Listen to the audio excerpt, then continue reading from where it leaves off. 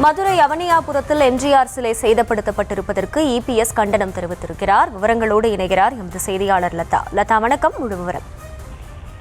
வணக்கம்.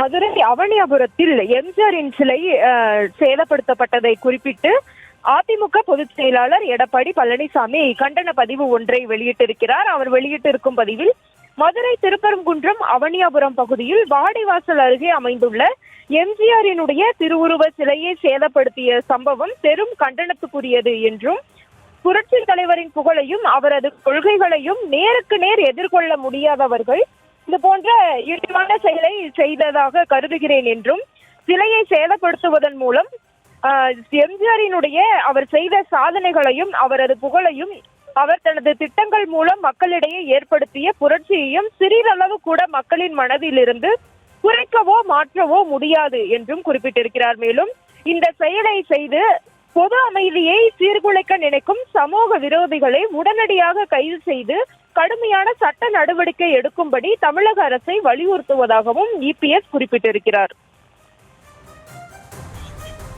விவரங்களுக்கு நன்றி லதா.